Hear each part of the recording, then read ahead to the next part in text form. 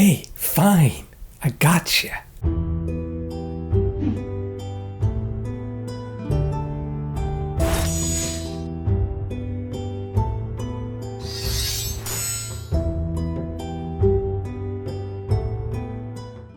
Alright, so Mordhau. I've already talked about the pommel throw in the game, of course. We can talk a little bit about some questions that people had.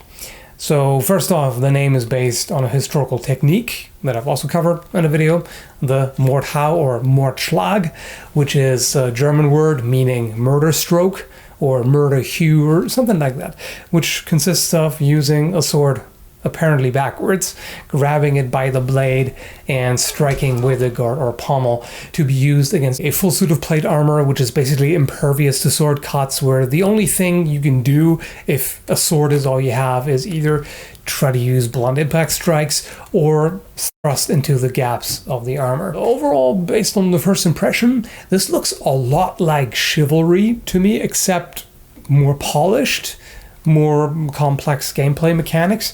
And it also seems to have lots of modes, and it seems very well designed overall in terms of gameplay. What I've heard people say about the game has been positive so far, so people are definitely enjoying playing it, and it's very I was gonna say it's very popular for a reason, but then again, Fortnite is also very popular.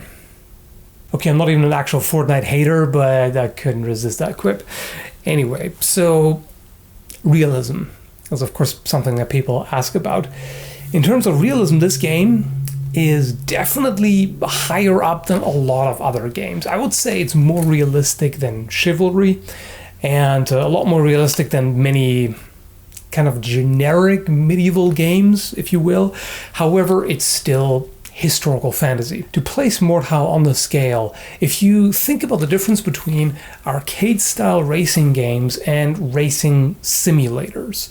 So on the simulator end, you would have a game like Kingdom Come Deliverance, which takes realism pretty far, is very historically accurate compared to other games, and does a very good job of using historical techniques to portray combat. Mordhau is more on the arcadey side of things, but it's still a matter of degree, of course. If you think about arcade racing games, there's a huge difference between Need for Speed and Mario Kart, for example. I mean, fast-paced multiplayer battles that play well and feel right put definite limits on realism. You can't make it 100% accurate and realistic, because then it just wouldn't play very well, at least for this genre and for that purpose.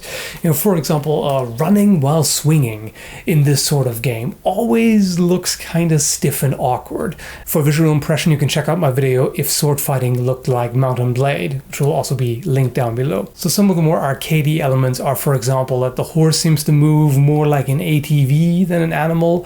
And you have things like the jumping attack at the horseman, which would not be a great idea in a fight. In fact, jumping in general is not a good idea at all in a fight, because footwork goes completely out the window. You can't control yourself while you're in midair. You're very vulnerable, etc., etc. I should probably make a video about that at some point. In terms of historical accuracy, it's a mixed bag. Literally, it's all mixed together. Basically, from the early Middle Ages to the Renaissance, they put all kinds of different anachronistic equipment together for variety and enjoyment, of course, because it's much cooler to be able to mix and match and come up with your own custom outfit, as opposed to just picking a fixed class the way it's in War of the Roses, for example, or was. The game is no longer active. You see dudes running around in nothing but a breastplate and a great helm, with no mail, no surcoat, nothing else that would be historical.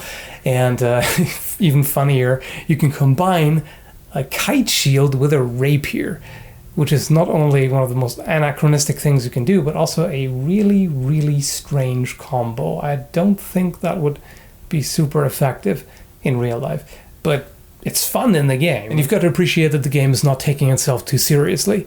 I mean, it may seem serious at first glance, but there are plenty of intentionally silly elements in it. There's some Monty Python-esque shenanigans going on almost, as well as, of course, considering that it's multiplayer. People will always fool around in multiplayer. That's just the nature of it. And so it's not supposed to be a simulator. It's not supposed to be an accurate representation of historical combat. It's just inspired by it, basically. However, it does definitely pay attention to a lot of realistic elements of combat. For example, you have the ability to cancel and change your attack for a feint, which of course was done in historical combat. So you could start an attack on the right side, and as soon as you see the opponent defend there, you just stop and change to the other side. A warhammer is not really a great example of a nimble weapon used for this sort of purpose, but you get the point. There's the point. You get it? And just like in real combat, parrying at the last possible moment is rewarded. If you just stand there statically blocking for prolonged periods of time, this is not going to do you any good because the opponent can easily adjust. So it's best to wait as long as you can. At the last moment, perform your defensive action. This is very noticeable in HEMA sparring, historical European martial arts, for those who don't know. If you bring up your guard too soon, your opponent can easily drop down and hit you that way. So the longer you wait, the better, just like in the game. You can also morph a cut into a thrust and vice versa. Particularly the cut into thrust is shown in the historical manuscripts. You can do that fairly easily, either by just cutting into a long point and then thrusting from there. You can even thrust over top of the guard that way. So there's a number of ways to indeed change a cut into a thrust. And you can also turn a thrust into a cut. If you open with a thrust and the opponent swipes it aside, you can actually use that energy to power your cut. There's also single tempo counters in Mordhau where you strike at the same time as the opponent does and displace their attack while landing your own. And there's a number of other cool features like swapping pole arms to strike either with the blade or the hammer or spike end, things like that. As said, the murder stroke, you can do that in the game. There's a lot of interesting things that are not usually done in games, which are pretty awesome. But there are also some oddities like parrying a sword strike with a butcher's cleaver. That would be difficult to do and very risky if you attempt it, because there's just not much to work with and also not as much mass, so the sword would likely just blow through, and even if it didn't, it would be difficult to catch that reliably on such a short blade. Also, decapitating a fully armored knight, that's stretching it a little bit. Definitely more arcadey. And if you want more in-depth nitpicking, the angle at which they're parrying is a little bit too steep. Again, this is very nitpicky, of course, and it has no bearing on anybody's enjoyment of the game. All of that should be obvious. But the way they do it, they hold the sword at a very steep angle. So if you did that while being attacked, this is likely just going to blow through. If you do it straight in front of you, you can absolutely do that if you catch it on the side, and I've done that a number of times in sparring as kind of an oh shit block, last moment defense, where I can only catch the opponent's attack just in time by doing that. But generally it's better to parry with the sword further in front of you, so you have more safety buffer, you cover yourself better, and also the angle, this is generally a more effective angle for covering more of yourself. Right now, I'm not really covering a lot of my body, as opposed to this way, I'm covering most of it. Same on the other side. So this is generally more effective than this.